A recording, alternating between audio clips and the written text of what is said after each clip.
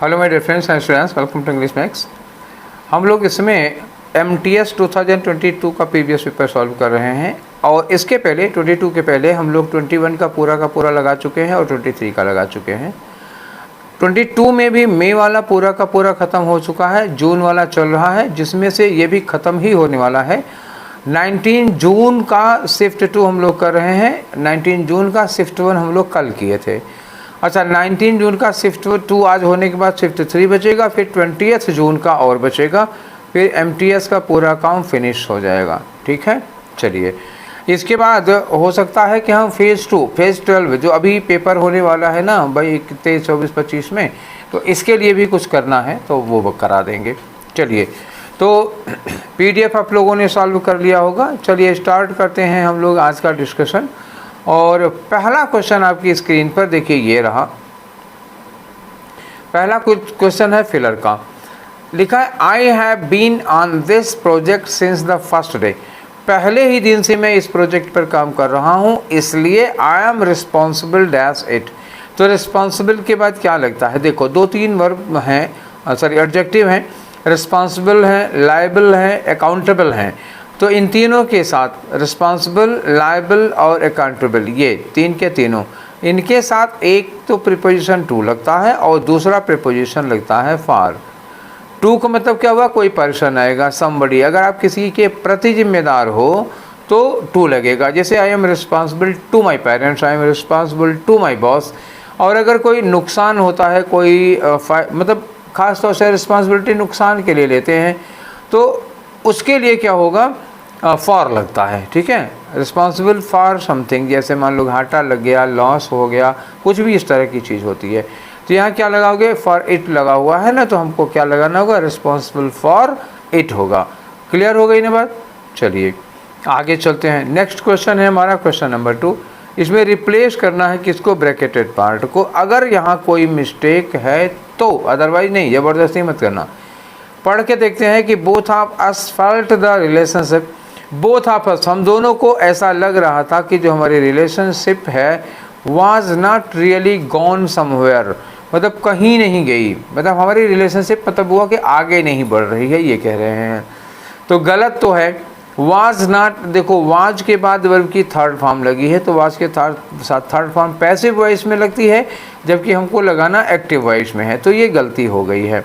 ठीक है, तो वाज नॉट गॉन नहीं होगा, बल्कि क्या होगा? Was not really going anywhere. अच्छा, यहाँ पे नॉट लगा हुआ है तो जाहिर सी बात है ए नहीं लगेगा, सम तो लगा नहीं सकते हो। वाज गोइंग दैट डायरेक्शन, उस डायरेक्शन में जा रही थी ना। वोंट रियली गॉन, अब देखो वोंट क्या होगा? विल नॉट के साथ वह गॉन और की थर्ड फॉर्म तो लगा नहीं सकते। मतलब हमारे पास ये सेकेंड वाले को चूज करने के अलावा कोई चारा ही नहीं है। चलो ठीक है, तो चुन लिया, और क्या करेंगे। थर्ड में आओ, तो इसमें क्या है? Antonym of the underline word. Underline क्या है? इंसैनिटी है। इंसैनिटी का मतलब क्या होता है? पागलपन। क्या होता है? पागल। इंसेन मतलब होता है ना पागल, तो इंसैनिटी का मतलब हो गया पागलपन या मैडनेस कह सकते हो। और एक ये होता है लूनेसी। इंसैनिटी, लूनेसी, ये साइनोनिम हो जाता है। एब्सर्डिटी का मतलब क्या होता है? जो चीज़ अटपटा सा है, ऑकवर्ड सा है। फ्रेंजी भी एक तरह से पागलपन ही होता है, तो साइनोनिम में आ जाओगे। ये ना इधर साइनोनिम ना एंटोनिम। विजडम का मतलब ज्ञान होता है, नॉलेज होता है, बुद्धि। तो पागलपन का अपोजिट क्या होगा? विजडम होगा। ठीक है, चलिए आगे आ जाते हैं नेक्स्ट वाले क्वेश्चन पे। अगला क्वेश्चन है हमारा, एक एरर ढूंढो इसमें से। तो I don't want to get involved in these game of gambling. I don't want to get involve, यहाँ तक तो ठीक है। इन दीज गेम, दीज कह रहा है प्लूरल और गेम कह रहा है सिंगुलर, तो नहीं काम होगा। या तो इन दीज गेम्स कर दो, या तो इसको गेम्स कर दो, या तो फिर दीज को दिस कर दो। गलती यही है, तो दीज गेम नहीं होगा, या तो होगा दिस गेम या तो होगा दीज गेम्स। फिलहाल ऑप्शन 4 आपका आंसर है। नेक्स्ट वाले में आ जाओ। नेक्स्ट में आपको एंटोनिम बताना है किसका? टॉपल का। टॉपल का मतलब क्या होता है? डिसबैलेंस हो जाना या ओवर बैलेंस हो जाना। आप कोई चीज़ सर पे लाते हैं जो आप, जिस पर आप बैलेंस नहीं बना पा रहे हैं, ओवर बैलेंस। ठीक है, एक तरह से लड़खड़ाना, गिरना, इस तरह का होता है। तो टम्बल का मतलब लड़खड़ाना या गिरना होता है, ये हो गया आपका सिमिलर। स्टेडी का मतलब क्या हुआ, एकदम स्थिर खड़े हुए हैं, तो ये एंटोनिम हो जाएगा। लड़खड़ाने का अपोजिट क्या होगा, स्टेडी, एकदम स्थिर हैं, हिल डुल नहीं रहे, लड़खड़ा नहीं रहे, गिर नहीं रहे। फंबल का मतलब भी लड़खड़ाना ही होता है। मतलब लड़खड़ाना क्या, किसी चीज़ को आप बहुत क्लमजीली हैंडल कर रहे हैं, हैंडल समथिंग क्लमजीली, बहुत फूहड़ ढंग से, बड़े ख़राब ढंग से किसी चीज़ को आप संभाल रहे हैं। जैसे साइकिल चला रहे हो, साइकिल कभी इधर जा रही कभी उधर जा रही, तो उसको फंबलिंग कहते हैं। प्लंज का मतलब क्या होता है, डाइव मारना, कहीं पर डूब जाने के लिए यूज़ किया जाता है, डाइव मारने के लिए लगता है। तो फिलहाल एंटोनिम में एक वर्ड ये लगा है, स्टेडी का मतलब हुआ एकदम स्थिर पोजीशन में, और टम्बल का मतलब लड़खड़ाना, लुढ़कना, टॉपल का मतलब भी, फंबल का मतलब भी वही होता है। नेक्स्ट क्वेश्चन में आ जाते हैं, अब उसमें कुछ बचा नहीं है। इन्होंने कहा सेम मीन्स द सेम। तो गाला, गाला का मतलब क्या होता है ना, एक तरह से सेलिब्रेशन होता है। गाला क्या हो गया, जैसे कोई आदमी बर्थडे वगैरह मनाता है तो क्या कहते हैं, उसको सेलिब्रेट करते हैं, ठीक है, ये हो गया सेलिब्रेशन। तो कार्निवाल क्या होता है, कार्निवाल भी फेस्टिवल होता है एक, ये भी सेलिब्रेशन ही होता है। तो ये तो सिमिलर हो सकता है। मॉइस्ट का मतलब क्या होता है, नमी कहीं पे होती है, ओस वगैरह पड़ी होती है। मिस्टेकनली मतलब गलती से। और फ्यूनरल का मतलब क्या होता है, अंतिम संस्कार होता है। तो इसकी यहाँ कोई ज़रूरत है वह नहीं अभी भैया, ठीक है। अंतिम संस्कार का यहाँ क्या लेना देना है बताओ, खुशी में अंतिम संस्कार, एंटोनिम होता तो भले हो सकता था। फिलहाल कार्निवाल हो गया आपका ऑप्शन।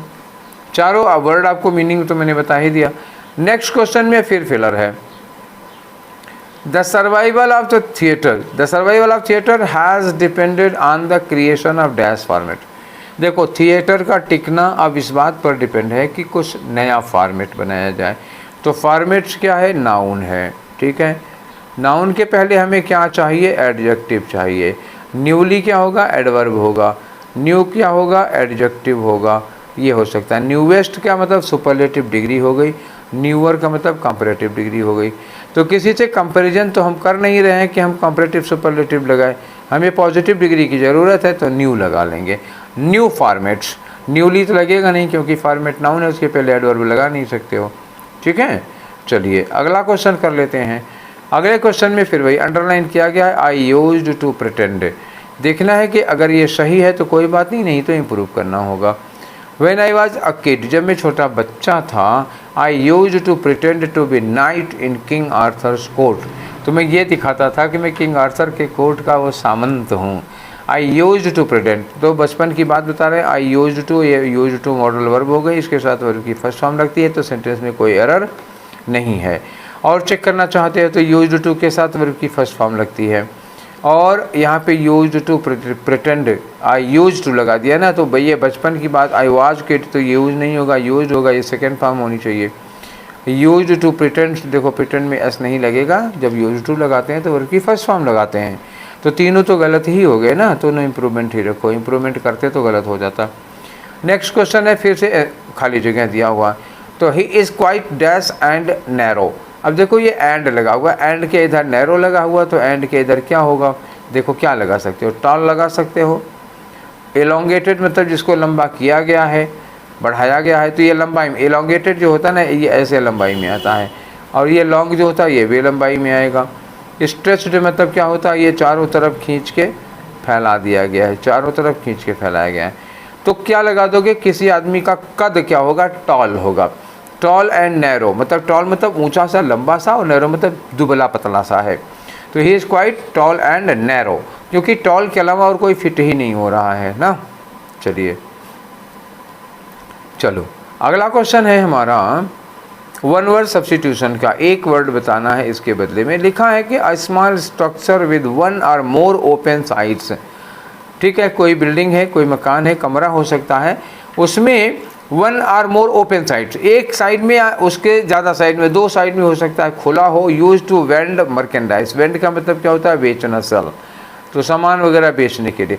देखो यूरोपियन वगैरह कंट्रीज में होता है, जिससे या अपने यहाँ भी कभी होता है, एक मतलब एक घर है या एक छोटा सा कमरा है, उसमें मतलब दो दो साइड में या एक साइड में खुला हुआ रहता है, तो वहाँ से सामान वगैरह बेचते हैं। जैसे मान लो ऐसे जाली टाइप का लगा रहेगा, ऐसे जाली टाइप का लगा रहेगा, और नीचे ऐसे इतना जगह खुली रहेगी, तो यहीं से क्या करते हैं, इसी जाली के नीचे से यहीं से सामान दिया करते हैं। कोरोना के समय में जैसे हुआ करता था, तो उसको कियोस्क कहा जाता है, ठीक है। पोडियम क्या होता है, जैसे हम लोग पढ़ाते हैं, टीचर वगैरह जब कभी पढ़ाते हैं या कभी देखा होगा कभी स्पीच वगैरह भाषण वगैरह देते हैं तो ऐसे एक मतलब इमेज में देखो एक ऊंचा सा एक टेबल टाइप का रहता है जहाँ से भाषण देते हैं, वहीं से माइक लगा रहता है, वहीं से बोलते हैं, पोडियम होगा। क्लास में देखा होगा पोडियम तुम लोगों ने। वेंडर का मतलब क्या होता है, सेलर होता है, विक्रेता होता है, जो किसी सामान को बेचता है। स्टैंड एक कोई भी स्टैंड हो सकता है, वो तो साइकिल स्टैंड भी हो सकता है, ठीक है। तो ऐसे मतलब एक ऐसी दुकान जिसमें एक साइड या दो साइड खुला होता है जिधर से सामान बेचते हैं, तो उसको हम कियोस्क कहते हैं। नेक्स्ट क्वेश्चन पे आ जाओ, 11 नंबर पे। ये क्वेश्चन भी एरर का क्वेश्चन है। The babies faces are expressionless. ये ऐसे तो बेबीज नहीं होगा, बेबी तो यहाँ पे सिंगल बेबी दिख रहा है हमको, लेकिन फेसेज के साथ आर लिखा हुआ है, तो हो सकता है बेबीज फेस इज हो सकता है। और आगे पढ़ के देखें, एंड दे आर प्यूपिल्स। अच्छा, ये भी प्लूरल हो रहा है, प्यूपिल्स प्लूरल हो रहा है, आर प्लूरल लगा हुआ है, तो मतलब ये है कि बेबी प्लूरल ही हमको रखना पड़ेगा, तो आर भी प्लूरल रखना पड़ेगा। तो ये जो बेबीज लिखा है ना, एक्चुअली ये क्या होगा, हम पहले बेबीज को प्लूरल लिखें, ये हो गया बेबीज। अब पॉजिटिव बनाने के लिए इसमें ऊपर से अपॉस्ट्रोफी लगा देते हैं, तो ये हो गया बेबीज फेसेस, ठीक है। तो फिलहाल गलती किस में आ गई, ये जो बेबीज लिखा हुआ यही गलत है, तो चौथे नंबर का आपका आंसर होगा। नेक्स्ट में आ जाओ, फिलर का क्वेश्चन है।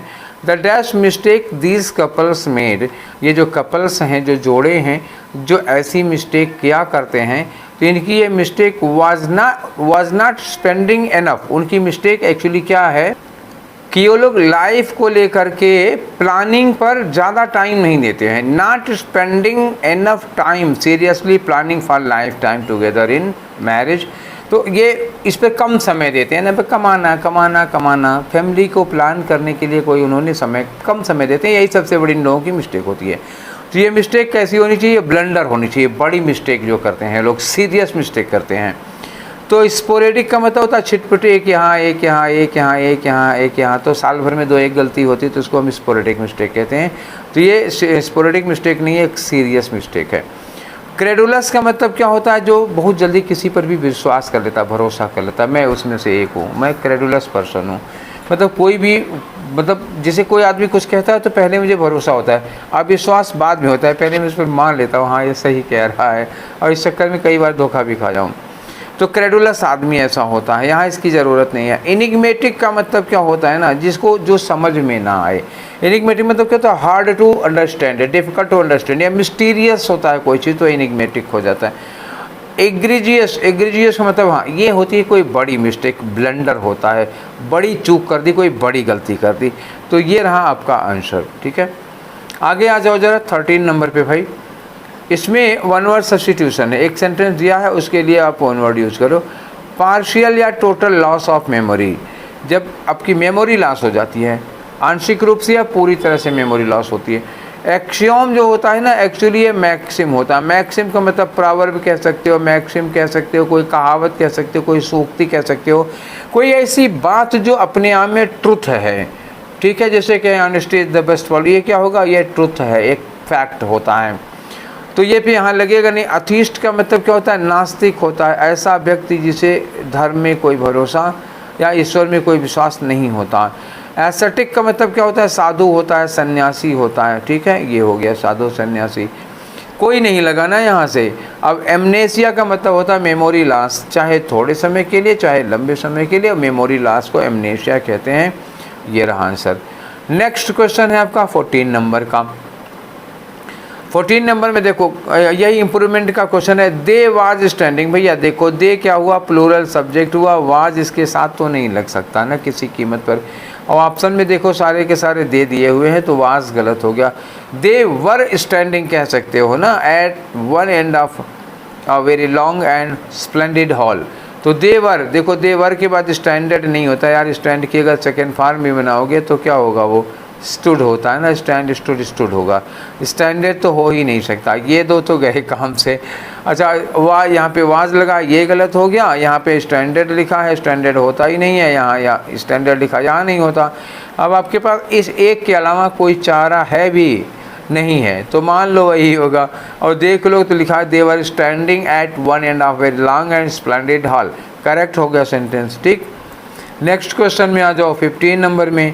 यहाँ क्या कह रहे हैं, ईडियम दिया हुआ है, to get under one's skin.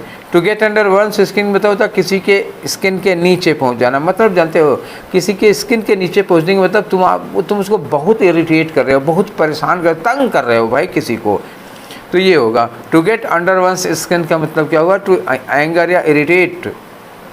अब आ जाओ 16 में। 16 में क्या है, आपको साइनोनिम बताना है। किसका अंडरलाइन वर्ड है, struggling.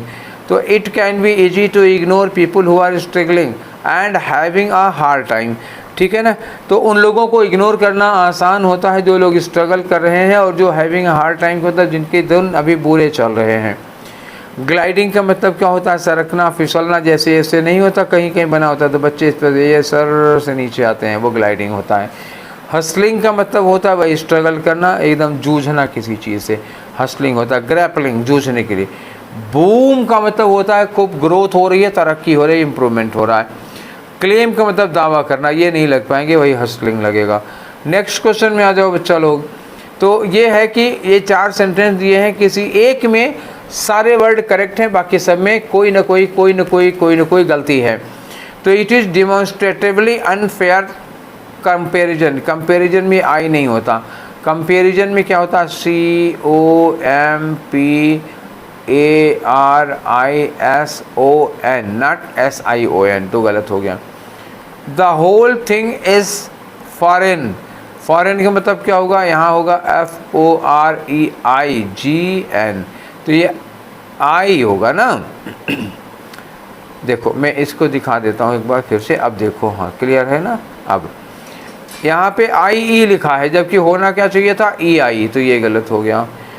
I am sole victim of mother's tyranny. Tyranny में गलत हो गया, DN होगा, TYRANNY,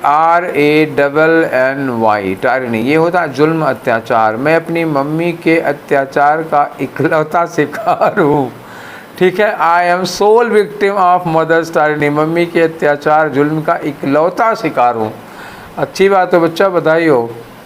अब तीनों गलत हो गए तो फिर ये सही होना ही चाहिए। There is a room at the extreme end of the corridor, ये एकदम से सही है। तो नेक्स्ट वाले पे आए 18 में। इनकरेक्टली स्पेल्ड वर्ड बताओ। सोइंग करेक्ट है, नो आंसर। मोटिव करेक्ट है, नो आंसर। कंज्यूम, कंज्यूम में SS कब से लगने लगा, CONSUME, नो SS, ये गलत हो गया। तो यही आपका आंसर होगा, हॉरर तो सही है। अगले क्वेश्चन में आ जाओ 19 नंबर के। इसमें भी एरर है। 2 बॉर्डर गार्ड्स, बॉर्डर पे गार्ड करने वाले, ये क्या कर रहे थे, patrolling the near by frontier with Georgia. Georgia के साथ जो फ्रंट है उस पर ये लोग पेट्रोलिंग कर रहे थे। इन दोनों ने have also been reported missing from Friday.